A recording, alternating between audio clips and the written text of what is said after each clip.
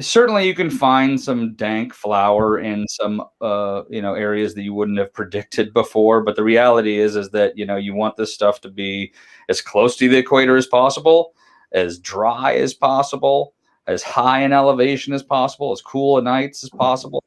And it's Mediterranean climate, and that's not Illinois. No, it is not, but it is south of Spain, maybe, or Italy, or what about Greece? You think we could grow some bomb weed in Greece?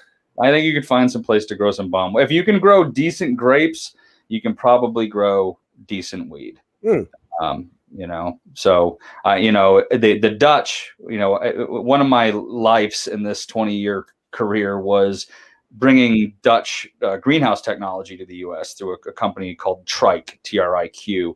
And as I was working with the Dutch companies and getting them familiar with the cannabis business, I learned that the Dutch, when they first came to the United States, they went straight to Wilcox, Arizona, because Wilcox, Arizona was the most southern, close to the equator as possible. It was high in elevation, so it was closer to the sun, and it was very low. It wasn't extreme temperatures, and it was dry, and it was the perfect place to set up big, giant greenhouse production. It was also on the I-10, right? So for the distribution, but that's the way to think about it. I think a lot of people think like Humboldt, Mendo, right? It just happens to be that that's where the stuff's been grown forever. And I've lived in Mendo for 20 years, but I can grow better weed in Santa Barbara. So wow. Yes, but those areas don't exist all that much in the world. Now, with the Arizona, are they going to have enough water? I mean, like, if we just start putting up a crap load of greenhouses there, what would happen? Wilcox has enough water, and these high-tech greenhouses capture water from the sky too. So it just depends on where you are and where the reservoirs are on the ground. There's a will, there's a way, right? I mean, if you got the water, you got to have the sun, and you got to have the people. I mean, like, somebody slapped the humidity. Well, the humidity, of course, matters. And so, like, do you think that humidity coming off the Bay Area, or like wherever you're growing those grapes in the morning before the sun gets up there and burns it off, and then the opposite at night, does that even contribute? Yes, it contributes to botrytis. Botrytis is some type of fungus. Botrytis is bud rot. Bud rot. Yeah. Sounds like a type of fungus. Yeah. It is a type of fungus, in terms for everybody listening, it's bud rot. But like, farming is definitely prohibition has definitely helped create this plant, like cultivars in each region, like Northwest and Canada were like the predominant back in the day. California always had, with, like you were saying, Humboldt and the Golden Triangle and whatnot. But like you were saying, the ideal grow is like the dry, high areas.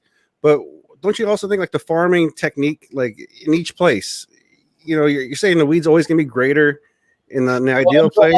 Hey, I mean, I'm coming from the Emerald Growers Association history, and we used to talk about appellation controls and terroir, but I think that's more about the culture, right? It's like if you're in Burgundy and you're talking about grapes, it's all about terroir. It's all about that dirt, right? But if you're talking about cheese, like Roquefort cheese, I think it's more about the people and the process, right? And I think with cannabis, it's more about the people and the process. So if you're talking terroir, than it is about the dirt itself. Now, I think you can make arguments for the dirt for sure. But I haven't seen an A/B study that totally proved it to me that, yep, I can taste that goat shit, But can you taste the difference between like outdoor and indoor? The flavor profiles of really good outdoor weed grown in California. Does that beat like premium indoor flower? In my opinion, yes, it definitely does. Living soil, intense sun, you can't beat that. Yeah. Well, I hope to try it one day. And it'd be great if you guys could export your weed. You do. It's just not allowed. They're doing it, and you're just not supposed to. Yeah. Yeah, one day, yes, you got to come to California for some cannabis tourism if you want to experience Peruana. And by the way, if you do, we have some really cool events. You can sign up for our website and come belly up to the bar and have cannabis cocktails. Awesome. No kidding. Where's the website? Purejuana.com, Purejuana.com.